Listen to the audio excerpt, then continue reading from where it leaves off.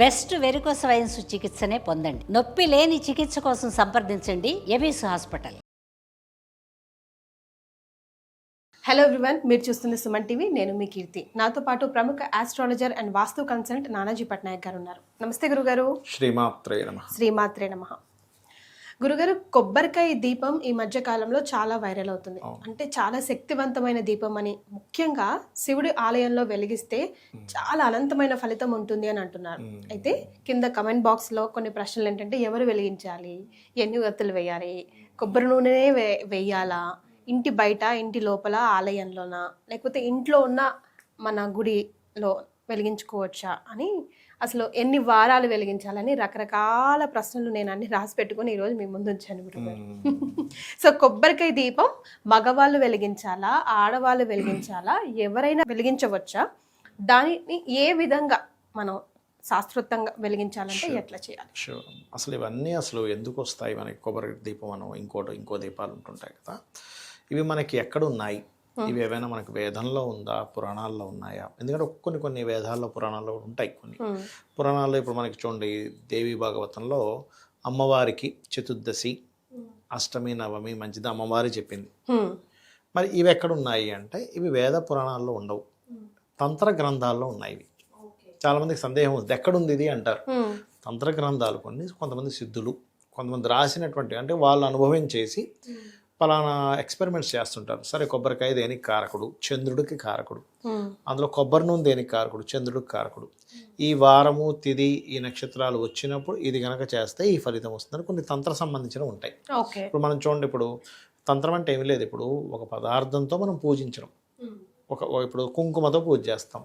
కుంకుమతో ఎందుకు చేస్తామండి? అమ్మవారికి ఇంకో దేంతో ఉప్పుతో చేయొచ్చుగా.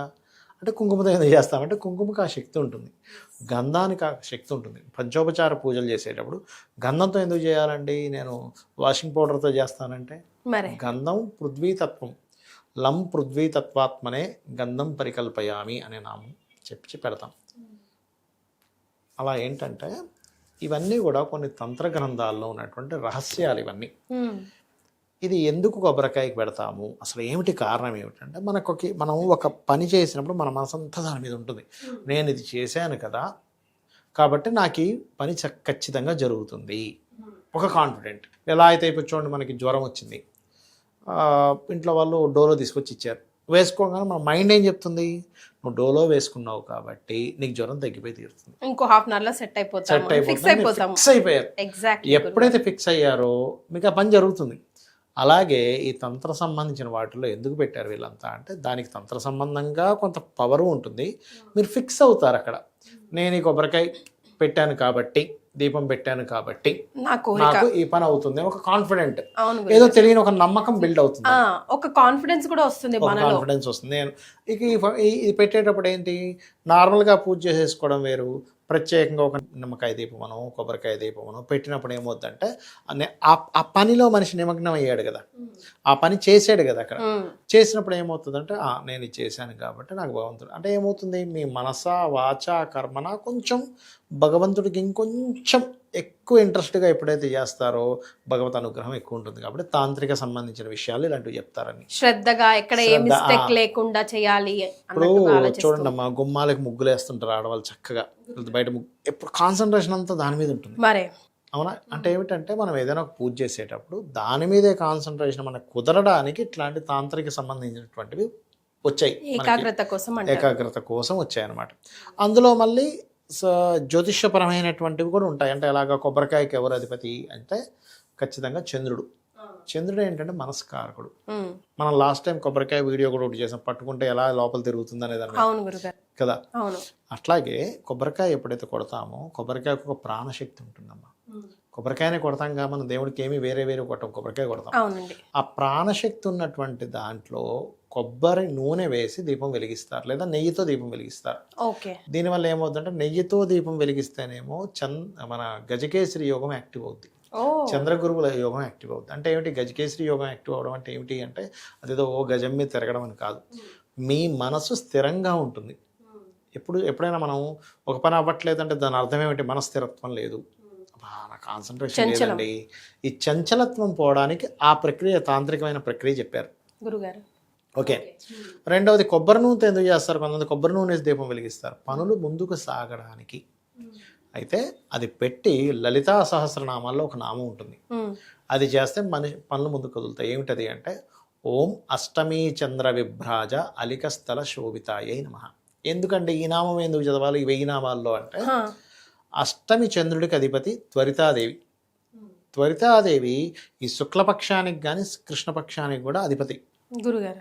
అందుకని మన తాంత్రిక సంబంధించిన గ్రంథాల్లో తాంత్రికంగా అనాదిగా కొంతమంది ఇప్పుడు వస్తూ ఉంటుంది జనరేషన్ ఇది చేయండి ఇది చేయండి. ఇప్పుడు మనం దిష్టి తీస్తాం పిల్లలకి, అందరూ అన్ని వాళ్ళు తీస్తారు, ఉప్పుతో తీస్తారు, ఇలాగ వెంటనే ఆపేస్తారు. మరి ఇదేమిటండి మనకి వేదంలో ఉందా పురాణాల్లో ఉందా అంటే, వేదాలు పురాణాలు ఉప్పుతో చేయమని ఏమి ఉండదు, ఈ తాంత్రిక సంబంధంగా వస్తాయి ఇవన్నీ. మిరపకాయలతో తిప్పడం ఇవన్నీ కదా, అంటే మన ఎక్స్పీరియన్స్ ని షేర్ చేసుకుంటుంటారు. నానమ్మలు చేసేవారు, అమ్మమ్మలు చేసేవారు, కొన్ని జరుగుతూ ఉంటాయి కదా. అట్లా ఏంటంటే ఇవన్నీ ఈ కొబ్బరికాయని చక్కగా ఫస్ట్ తీసుకొని చక్కగా ఏ పుచ్చు ఏమీ లేని కొబ్బరికాయ తీసుకోవాలి. ఇప్పుడు కూడా తీసుకొని మీరు ఎప్పుడైతే చక్కగా కొబ్బరికాయ కొట్టి మీ ఇష్టదైవం కోసం అన్నట్టుగా కొట్టి ఆ కొబ్బరికాయని చక్కగా దాంట్లో నూనె కానీ నెయ్యి కానీ వేసి అమ్మవారిని తలుచుకుంటూ లేకపోతే మహావిష్ణువుని తలుచుకుంటూ, మీరు విష్ణు ఆరాధకులు అనుకోండి, ఓం నమో నారాయణాయ ఓం నమో నారాయణ అంటే ఏమిటంటే విష్ణువుని మీరు తలుచుకుంటే ఆ ప్రదేశానికి ఆ విష్ణు శక్తి వస్తుంది. విష్ణు శక్తి ఎక్కడుంటే మీకు పని ముందుకు కదులుతుంది. స్థితికారకుడు కదా, అమ్మవారి శక్తి ఏమో శక్తినిస్తుంది, విష్ణు శక్తి ఏమో స్థితికారకుడు, మీకు పని జరిగేలా చేస్తుంది. రుద్రుడేమో పని కంప్లీట్ అయ్యేలా చేస్తాడు, శివశక్తి గురుగారు. అలా ఏంటంటే మీరు ఎప్పుడైతే ఒక మంత్రాన్ని శ్రీమాత్రే నమః అనుకుంటూనో ఓం నమో నారాయణ అనుకుంటూనో అది మొత్తం చేయాలి. అంటే ఎప్పుడూ నామస్మరణ మనసులో చేసుకోవచ్చు, బయటికైనా అనొచ్చు. చేస్తూ మీరు చక్కగా 2 కొబ్బరికాయలు తీసుకొని, కొబ్బరికాయ చిప్పలు తీసుకొని అందులో చక్కగా నెయ్యి వేసి దీపం తీసేసి నెయ్యి వెలిగించి చక్కగా భగవంతుడి ముందు పెట్టి ఒక సంకల్పం, ఎలాంటిది అది ధర్మబద్ధమైన సంకల్పం అయి ఉండాలి. అంతేగాని వాడి దేవుడితో నాకు వచ్చేసేయాలి, వాడు ఇదైపోవాలనేటువంటిది కాదు. స్వామి నేను ఈ ప్రయత్నం చేస్తున్నాను, లేదా అమ్మ నేను ఈ ప్రయత్నం చేస్తున్నాను, నాకు ఈ ఆటంకాలు కలుగుతున్నాయి ముందుకు కదలకుండా, ఈ ఆటంకాలు తొలగాలి అని అనుకొని గణపతి పూజ చేసి దాని తర్వాత అమ్మవారి లలిత చదువుకోవచ్చు. లేదా మీరు ఇప్పుడు లలితలో ఒక్కటి ఒక నామం చెప్పాను, అది మెయిన్గా ఎక్కువగా చదువుకోవాలి. ఓం అష్టమి చంద్ర విభ్రాజ అలికస్థల శోభితాయే నమః అనే మంత్రం చదివితే ఖచ్చితంగా వీళ్ళకి ఆటంకాలు తొలగుతాయి. అది గురుగారు. మరి ఇన్ని వారాలు చేయాలి అట్లా ఏమైనా ఉంటుందండి? అది ఇన్ని వారాలను పర్టికులర్గా ఏం లేదమ్మా. కొంతమంది ఏం చేస్తారంటే 7 వారాలు చేస్తారు, కొంతమంది 11 వారాలు చేస్తారు, సోమవారాలు చేస్తారు ఎక్కువగా మూమెంట్ కదలడానికి. లేదండి మాకు కొంతమంది సంకల్పం సంతానం కలగాలని గురువారాలు చేస్తారు. సంకల్పాన్ని బట్టి ఉంటుంది. ఏ ప్రక్రియ అయినా గుర్తుపెట్టుకోండి, మీరు ఏ సంబంధించి చేస్తున్నారు. ఇప్పుడు ప్రమోషన్స్ రావాలి ఆదివారాలు చేస్తారు కొంతమంది.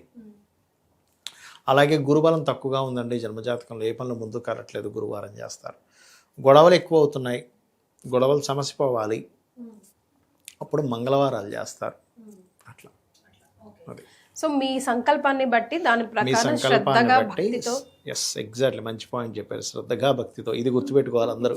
శ్రద్ధాభక్తి శ్రద్ధానాం లభతే జ్ఞానం అని భగవద్గీతలో శ్రీకృష్ణ పరమాత్మ చెప్పాడు. అంటే శ్రద్ధ ఉంటేనే మీకు జ్ఞానం వస్తుంది, శ్రద్ధ లేకపోతే అసలు జ్ఞానం రాదు. అది సో వస్తువుల మీద కాకుండా భక్తి శ్రద్ధ ఇస్ ప్రధానం అంటున్నారు. ఈ వస్తువు ప్రక్రియతో ఎందుకు అంటే మీకు ఒక ఇన్వాల్వ్ అవుతారు దాంట్లో.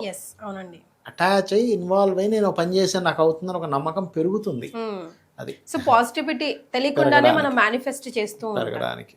Exactly. Thank you so much గురుగారు, ధన్యవాదాలు. శ్రీమాత్రే నమః. శ్రీమాత్రే నమః.